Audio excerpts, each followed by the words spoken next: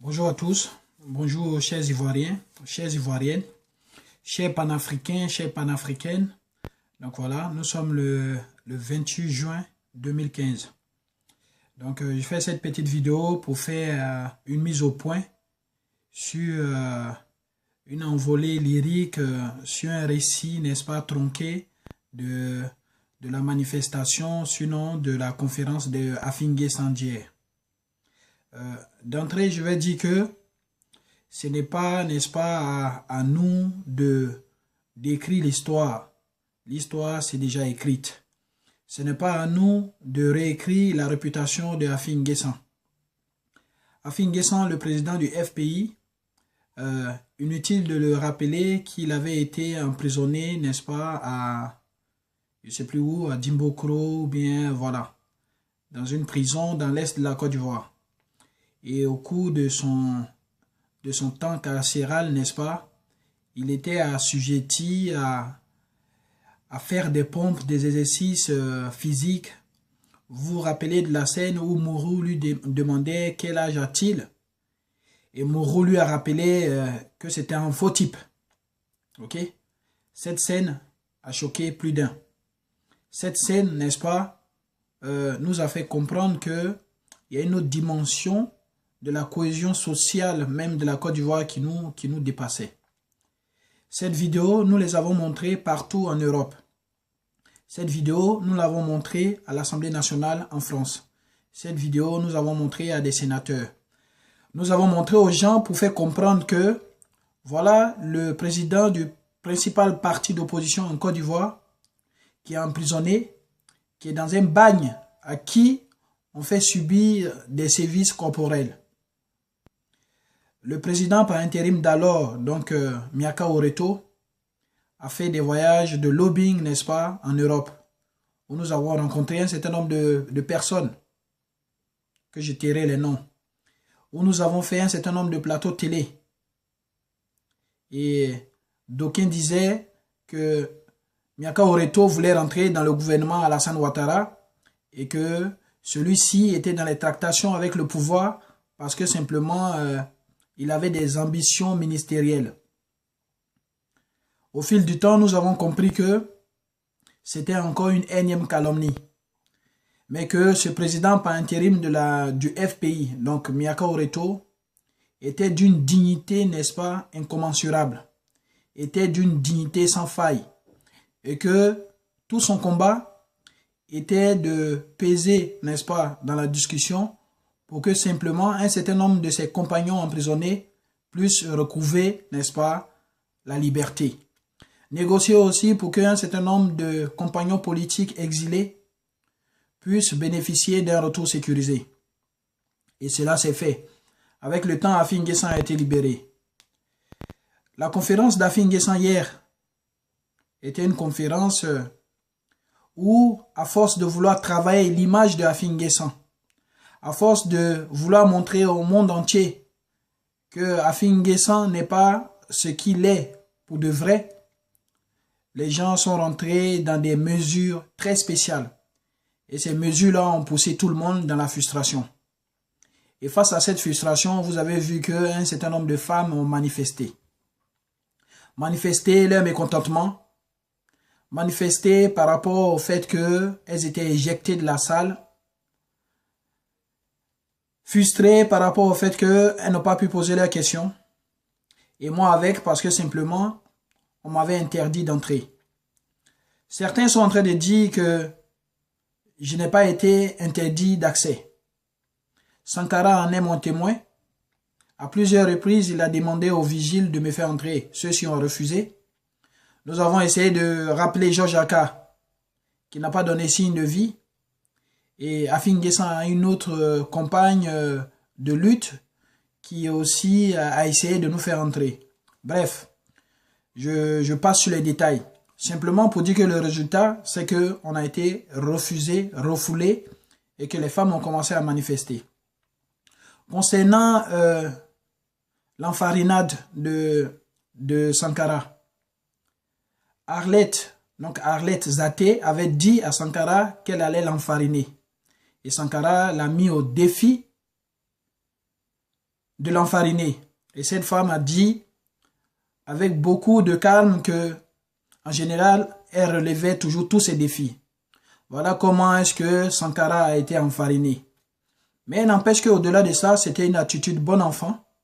Sankara a rigolé. Il a fait des câlins à toutes ces mamans-là. On a rigolé parce que Sankara, c'est quelqu'un que nous connaissons. Le FPI se connaît si bien. À l'intérieur de la salle, moi j'avais des amis. Par contre, aller devant cette salle m'a permis de savoir qui était affidé, qui ne l'est pas. Quels sont ceux qui ont des ramifications, quels sont ceux qui ont déjà pris des positions.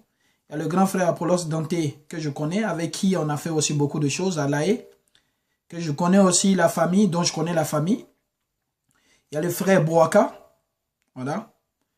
Il y a même des amis qui ont sécurisé Afi, avec qui j'avais sécurisé aussi Miaka Oreto. Donc c'est pour vous dire simplement que voilà, c'était la même famille. Sankara n'a pas été brimé. Vous verrez sur les vidéos que toutes ces scènes que je suis en train de décrire, c'est passé pratiquement au nez à la barbe des policiers, qui comprenaient d'ailleurs que nous nous connaissions tous et que c'est juste des malentendus qui faisaient qu'on était en train de voilà, se chahuter. Ok? Donc, inutile pour Apollos Dante de dire oui, Sankara a été brimé. Les vidéos sont là. Si Sankara estime qu'il a été blessé, si Sankara estime qu'il a fait l'objet de violences, de coups et de blessures volontaires, nous sommes en France, comme vous le dites. Il peut porter plainte afin que chacun puisse, n'est-ce pas, rendre compte de son délit devant la justice. Ok? Un des points importants que je voulais soulever aujourd'hui, c'est cette coïncidence, cette similitude spontanée qui fait que chaque fois que l'on parle d'Afi N'Guessan, c'est plutôt les militants du RDR qui s'insurgent. C'est plutôt les militants du RDR qui sont en première ligne. C'est plutôt les militants du RDR qui montent au front. Mes chers militants du RDR, n'oubliez pas que chacun a son parti. N'oubliez pas que chacun a son bord. Le RDR et le PDCI sont des partis de droite. Le FPI est un parti de gauche. Donc je veux dire, à un moment donné, on a beau vouloir faire un grand écart entre la gauche et la droite, on risque de se faire mal aux fesses. Voilà. Nous ne sommes pas dans l'invective. Nous ne sommes pas dans les attitudes de taekwondoïne. Nous ne sommes pas sur un ring. Pour ma part, sur les vidéos, vous avez vu qu'à un moment donné, voilà, je voulais en découdre. Cela était dû par rapport au fait qu'un internaute, après m'avoir injurié, m'avait donné rendez-vous justement à cette conférence d'Afi N'Guessan. L'ayant vu, je lui ai dit en toute quiétude que entre bonhommes, est-ce qu'on pouvait faire un tête-à-tête? Est-ce qu'on pouvait, n'est-ce pas, s'isoler pour discuter et comprendre que c'est pas que le clavier qui compte et qu'au-delà d'un ordinateur, on peut toujours se croiser.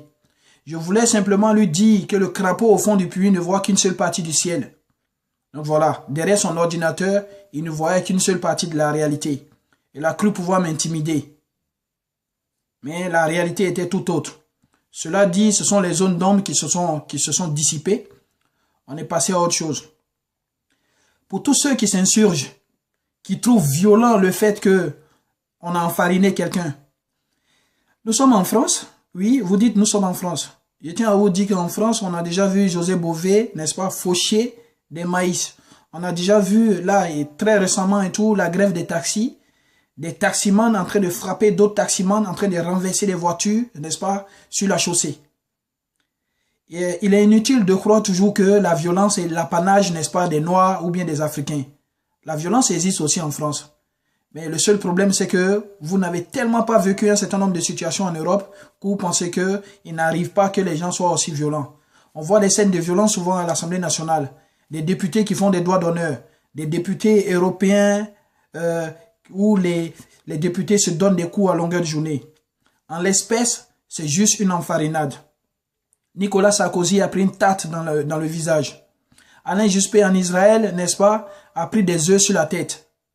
Donc simplement pour vous dire que c'est une façon pacifique de manifester souvent, de marquer le coup en mettant, n'est-ce pas, une tarte dans le visage de quelqu'un.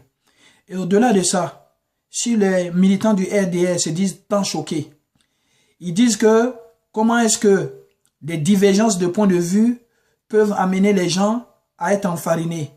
Moi aussi, je leur pose la question de savoir comment est-ce que les divergences, seules les divergences de point de vue, peuvent aussi amener un certain nombre d'Ivoiriens à prendre des armes comme d'autres Ivoiriens. Soro Guillaume l'a dit, n'étant pas d'accord sur l'ivoirité, s'ayant fait contrôler et tout par la police, voilà l'objet de son livre, Pourquoi je suis devenu rebelle. Donc vous voyez, c'est aussi simplement des divergences de point de vue qui ont fait qu'ils ont pris des armes. Vous voyez, est-ce que vous voyez l'écart entre ceux qui ont des divergences de point de vue qui prennent des armes et ceux qui préfèrent prendre de la farine, n'est-ce pas, pour enfariner quelqu'un. Donc arrêtez de nous distraire. Un petit mot à la presse. Hier, il y avait beaucoup de gens de la presse. Et je dis aussi aux internautes, n'est-ce pas, de lire attentivement tout ce qui va être raconté, tous les récits.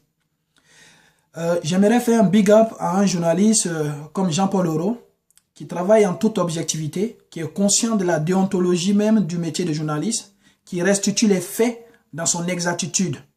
Donc voilà. Je vais taire même le nom d'un certain nombre de journaux, de personnes à qui je ne vais pas faire de pub, qui passent leur temps dans l'approximation, qui sont des journalistes au rabais, qui, en fonction de l'enveloppe qu'ils reçoivent, essaient de tronquer la réalité. La réalité, c'est que la salle d'hier de Afin-Guessan avait une capacité de 500 places, n'est-ce pas, assises. Et que même la moitié n'était pas atteinte. Ok? Et que, pour tellement parfaire le discours dans cet amphithéâtre creux, ils ont éjecté des femmes qui donnaient de la voix face à des explications mensongères de Afin-Guessan, qui prétendait avoir été l'un des fondateurs du FPI. Des explications, n'est-ce pas, sans queue ni tête, des explications fleuves. Donc voilà, Afin-Guessan à l'ombre de lui-même. Son passage sur Paris aura permis aux Ivoiriens de savoir que Afin-Guessan, n'est-ce pas, ne fait pas l'unanimité. Que Afin-Guessan est décrié aussi sur la place parisienne. Voilà.